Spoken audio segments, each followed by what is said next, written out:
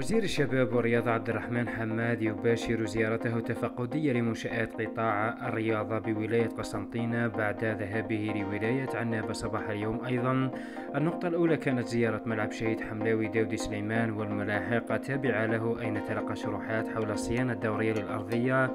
الوزير حماد تساءل عن عدم استغلال النادي الرياضي القسنطيني لهذه الهياكل الرياضية هذا الموسم.